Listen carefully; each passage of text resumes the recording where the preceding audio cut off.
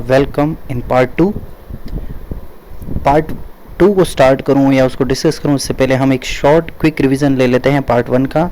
हमने part one में Gadsisar lake और उसके बाद अल बिरूनी और उसके बाद हमने कुछ जो वाटर के सोर्सेज थे लाइक स्टेप वेल और वाटर टैंक जो घर के अंदर होता है रेन हार्वेस्टिंग का, उसके बारे में हमने डिस्कस किया था। Now we are all set to start the part two of our lesson 6 every drop count. तो अभी हम बात कर लेते हैं हम पार्ट टू में हम क्या क्या डिस्कस करने वाले हैं। हम इसके अंदर बेसिकली डिस्कस करेंगे कुछ कस्टम्स जो कि वाटर से रिलेटेड हैं। कस्टम्स का मतलब होता है प्रथाएं, रिचुअल्स। आप अपने घर में पेरेंट्स से डिस्कस कर सकते हैं कि क्या होता है इन प्रथाओं के बारे में। मैं आपको एक शॉर्ट बता देता हूँ कि जब भी कोई इवेंट होता है तो उससे रिलेटेड, जैसे आपके कोई त्यौहार होते हैं तब भी हम कुछ ना कुछ कस्टम्स होते हैं उन्हें फॉलो करते हैं। शादी ब्याहों में हम कस्टम्स को फॉलो करते हैं, तो ये कस्टम्स हैं कुछ वाटर से रिलेटेड हैं। इसके बाद हम डिस्कस करेंगे कि हमें वाटर है वो कहाँ कहाँ से रिसीव होता है या फिर हमारे पास अभी लेटेस्ट में क्या क्या सोर्सेज हैं। आफ्टर दैट हम एक वाटर बिल के बारे में भी डिस्कस करेंगे and story about saving the water. तो अब हम देख लेते हैं custom related to water. Customs जैसा मैंने आपको बता दिया है कस्टम क्या होते हैं। तो आपको अपनी पिक्चर में दिख रहा होगा ये एक लेडी जो है वो जल धारा जो ये नीचे की तरफ से फ्लो कर रही है, इसके ऊपर वो इसकी पूजा कर रही है, इसकी वर्शिप कर रही है। तो बेसिकली ये जो कस्टम है ये उत्तराखंड के अंदर फेमस है। और यहाँ पे जैसे जो नई दुल्हन होती है वो शादी के बाद आती है, तो वहाँ जो उनके घर के पास की जो जलधारा होती है वो उसकी पूजा करती है और मतलब उनसे आशीर्वाद लेती है। तो इस तरह के अलग अलग जो कस्टम्स हैं अपने इंडिया में, हर स्टेट हर जगह के अलग अलग कस्टम्स होते हैं। अब हम कस्टम्स की बात करें तो कुछ इस तरह के भी होते हैं, जहाँ से अभी ये पिक्चर्स में आपको दो दिख रहे होंगे। तो ये बेसिकली वाटर के एंशियंट सोर्सेज हैं, यहाँ से हमेशा जो पानी है वो बहता रहता है। तो ये आज के टाइम पे लोगों की वाटर की रिक्वायरमेंट है वो फुलफिल भी कर रहे हैं। कई टाइम कुछ समय पहले ये एक डिवोशनल प्लेस हुआ करता था, मतलब पूजा का स्थान हुआ करता था, बट अब ये लोगों की बेसिक नीड को है वो फुलफिल भी कर रहा होगा।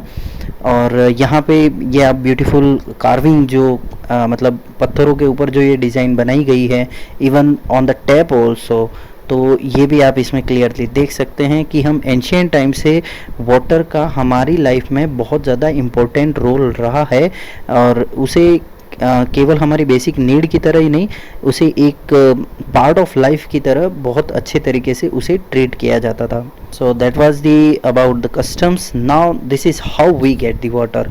अभी आपको अगर पूछा जाए कि आपको पानी आपके घर में कहाँ से आता है, तो आप सबके अलग अलग आंसर्स होते हैं।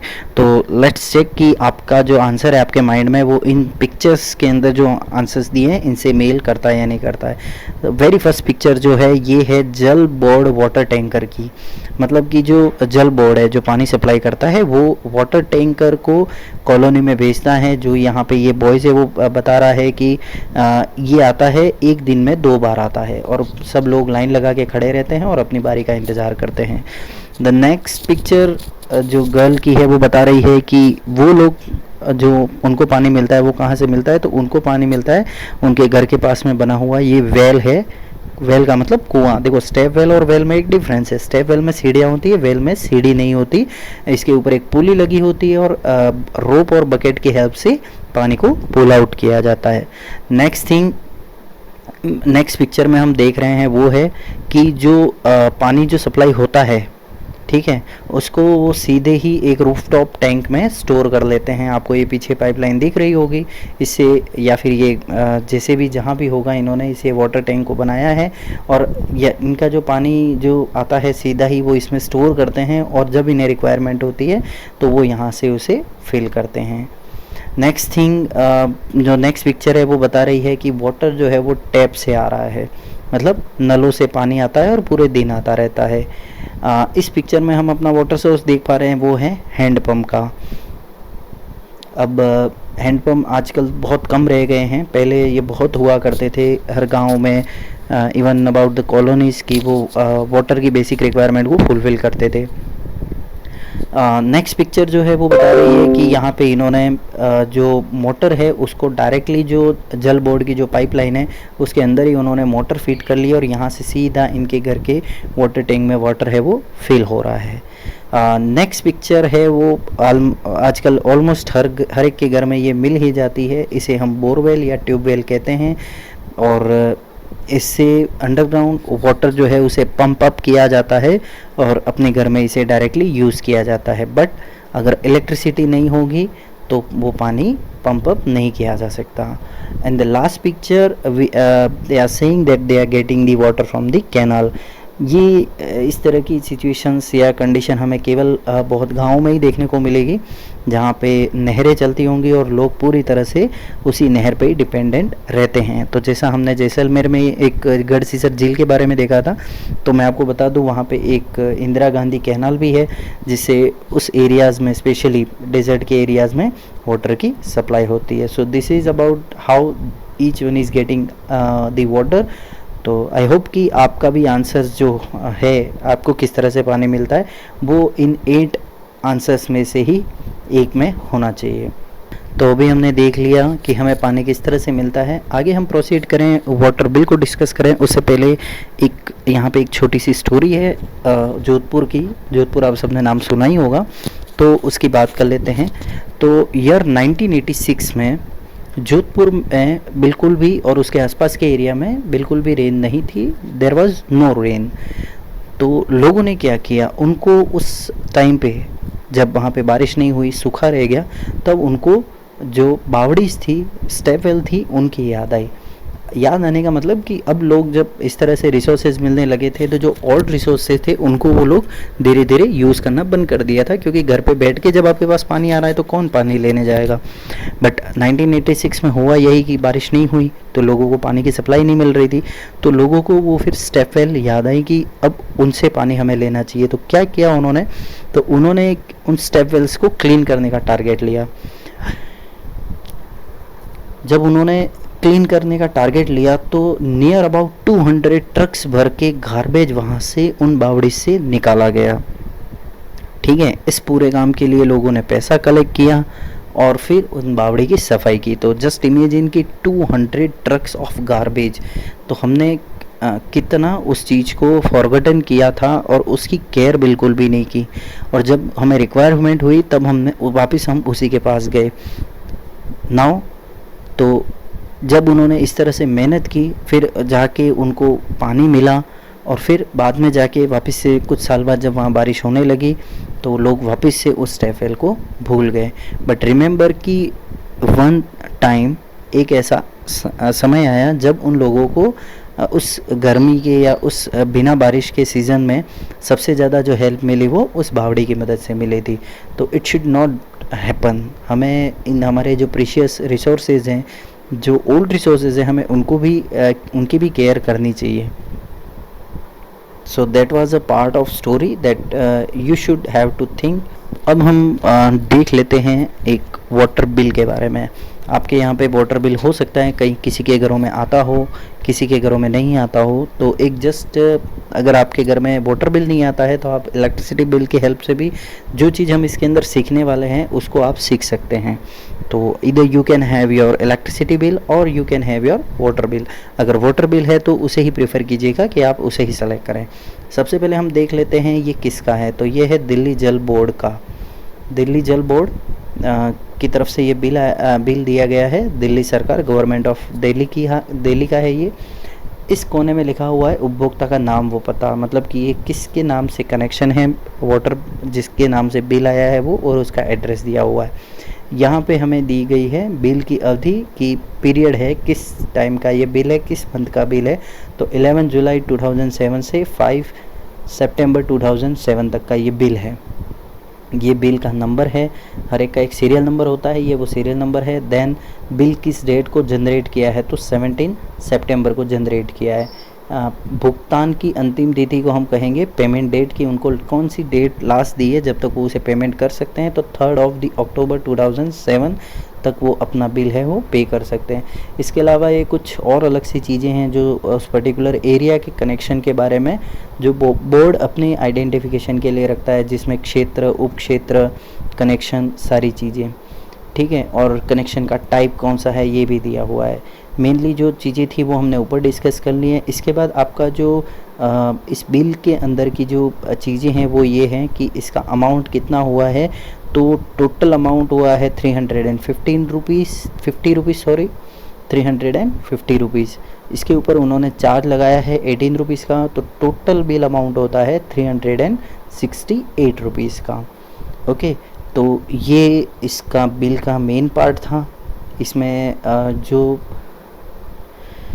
मेन चीज़ें थी वो हमने डिस्कस कर ली हैं। इसके अलावा और भी चीज़ें होती हैं। आप अपने इलेक्ट्रिसिटी बिल को देखोगे तो आपको उसमें यूनिट दिखाएगा कि आपने कितने यूनिट का कंजप्शन किया है, यूज़ किया है, क्या उसकी रेट है। यहाँ पे भी वो चीज़ है कि कितनी कंजप्शन हुआ है, तो 38 किलो लीटर। आपने मैथमेटिक्स में पढ़ा होगा, वाटर को हम लीटर या मिलीलीटर उसमें मेज़र करते हैं।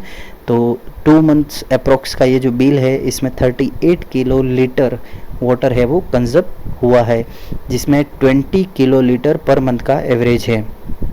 एवरेज होता है कि एक मंथ में 20 होगा तो नेक्स्ट मंथ में 18 हो गया होगा, तो टोटल 38 हो गया है। तो इस तरह से ये इसके अंदर की चीज़ें हैं जो हमने डिस्कस की हैं। तो आप भी अपने घर का कोई ना कोई एक इलेक्ट्रिसिटी या वाटर का बिल हो तो आप उसे लीजिए और उसे समझिए, उसके अंदर जो चीज़ें मेंशन की हुई हैं आप उसे आइडेंटिफाई करना सीखिए। बेस्ड ऑन दिस हमारे पास एक एक्सरसाइज भी आएगी, हम उसे भी सॉल्व करेंगे। आपको इस तरह के क्वेश्चंस भी आपको आने चाहिए कि आप उसे देख के उसे आइडेंटिफाई कर पाएँ। And you can take the help of your parents also. जैसा आपने इस लेसन में वाटर के बारे में बहुत कुछ पढ़ा है, उसकी इम्पोर्टेंस के बारे में पढ़ा है, और एंशियंट टाइम में, प्रेजेंट टाइम में उसकी अवेलेबिलिटी के बारे में, and even you compare also कि अगर वाटर नहीं होगा तो हमारी लाइफ कितनी हार्ड हो जाएगी। ऐसी एक और स्टोरी है हमारे पास दारकी माई की और तरुण भारत संघ की। क्या है स्टोरी, हम पहले डिस्कस कर लेते हैं। मेजर जो है वो हमारा तरुण भारत संघ। जैसे कि अभी आपने भी पढ़ा होगा तो आपको लगा होगा कि क्या किया जा सकता है, तो वाटर की इम्पोर्टेंस के ऊपर क्या किया जा सकता है। तो एक संघ बना हुआ है, संघ का मतलब एक संगठन या ऑर्गेनाइजेशन आप इसे कह सकते हैं, तरुण भारत संघ इसका नाम है। तो ये क्या करते हैं, इनका क्या काम है, तो ये अलग अलग एरियाज़ में जाते हैं, वहाँ की वाटर की जो प्रॉब्लम्स होती है उन्हें सॉल्व करने के लिए आइडियाज़ सजेस्ट करते हैं या उनकी हेल्प करते हैं।